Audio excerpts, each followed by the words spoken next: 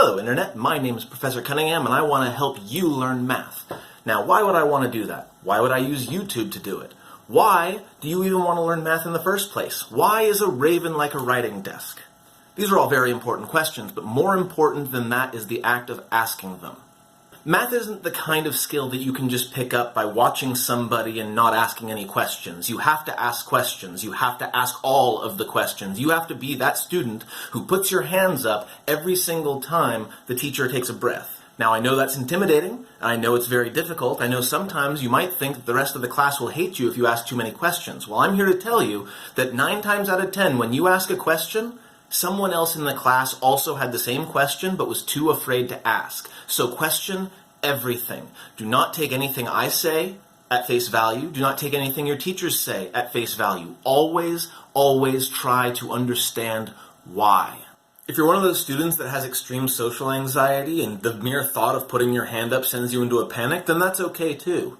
You can always write down your questions and ask after class, or even go online and look up the answers there. I'll provide a couple of good resources in the description. So a little bit about me. I have been teaching for half my life. I started when I was 17 years old, and I have been doing very little else ever since. I earned my teaching credential at Sonoma State University in California, and I have worked throughout many, many different aspects of education. So a little bit about my teaching philosophy. First off, I believe that you have to fail in order to succeed. That's just the way it works.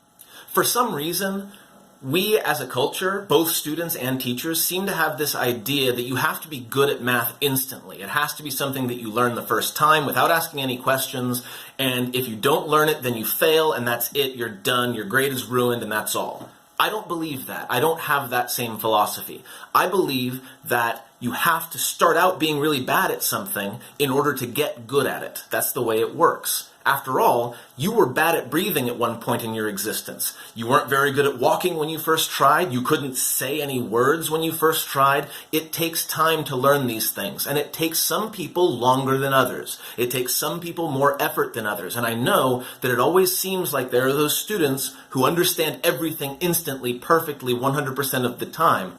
But for the rest of us, it's going to take some time, it's going to take some effort, and it's going to take some failure to get to the point where you know what you're doing. This is especially true if you have one of several learning disabilities that might affect your ability to work with numbers or see the patterns between them. And that's okay. The nice thing about using YouTube is at any time you can stop, you can pause, you can think, you can go back a little bit. You can play this video faster or slower depending on your needs. It might make my voice sound a little bit funny, but let's be honest, my voice sounds a little bit funny anyway, so it's okay. The bottom line is I honestly believe that if you stick with me and you try your best and you keep trying your best, even in the face of failure, you can learn anything. You can absolutely get this down. Now, in my classroom, which is where you are right now, it is important to understand why things work and not just how. A lot of times when people learn math, they think they're learning a bunch of formulas and a bunch of theorems that they just have to memorize long enough to put down on an exam and then move on with their lives. That's not how I work. In my class, it is important to ask questions, it's important to reflect, it's important to be able to explain the reasons behind your thinking. It's not good enough to just solve a problem. You should be able to tell someone else how you solved the problem and why you know that your answer is the correct one. To this end, we're going to look a lot at math as a language, as well as math as a set of patterns and a set of ideas that connect to one another. They are not just some random series of ideas that are completely disconnected. It is a lattice work, a foundation of ideas that build up into more and more and more concepts. And as we continue, I'm going to be linking new ideas to existing ideas that you already know. In other words, I'm hoping for you to see math as one giant pattern instead of a bunch of separate ideas. Now, one of the big questions that's always asked by every student to every math teacher is, when are we going to have to use this in real life? And this is a difficult question to answer because there isn't always an easy answer. After all, a lot of math is directly applicable to your real life. The problem is, a lot of the concepts as seen individually are not. There are a lot of concepts that I'll be teaching you that by themselves have no direct practical application in real life. However, these ideas often lead to other concepts, other topics, other ideas that are practical, and those topics would not make any sense without having that foundation in the first place. Again, math is not a series of unconnected ideas. It all builds on itself. It all builds up towards something together. That said, I will be pointing out direct applications where they happen.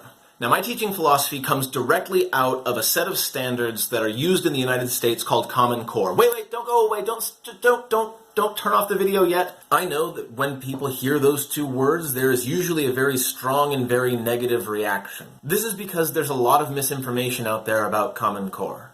You see a lot of memes on Facebook all the time that talk about ridiculous or insulting problems that you see in Common Core. However, Common Core, at its most basic, is just exactly what I've already been talking about this entire video.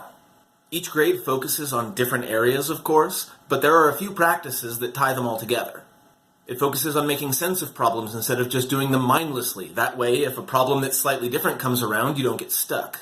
There's a lot of importance placed on being able to defend and explain your reasoning, as well as to critique the reasoning of others. Common Core expects you to learn to model real-world situations in math, which is, after all, what every student wants to do, right?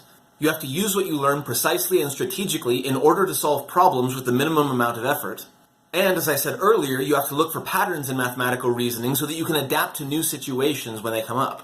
In short, Common Core is all about looking at the bigger picture instead of focusing on what'll just get you past the next exam. If you just get past the next exam, then the one after that will be more difficult because you will have forgotten what you've already learned. I would absolutely love to discuss the misconceptions surrounding Common Core further, but this video's already gotten a little bit longer than I intended it to be, so I'll have to save it for another time. So that's a little bit about me and my philosophy. In the next video, I'll tell you a little bit more about this channel, exactly how I'm going to go about teaching, how it relates to Common Core, and how you can use it to the greatest benefit. Until then, I invite you to go into the comments and tell me about your best and worst experiences in math. How does a teacher help you? How do they not help you? One last thing. As you can see, my production value on this channel is pretty low. I'm using my phone as a camera, and I'm using fairly low-quality editing software. If what I'm doing here is interesting to you and you want to support me, then you can do so by hitting that subscribe button. If you're willing and able to help out with the financial burden of upgraded equipment in addition to keeping me fed and caffeinated, I'll put links to my Patreon and Ko-fi sites down in the description. Patreon is for a monthly donation, Ko-fi is for one time.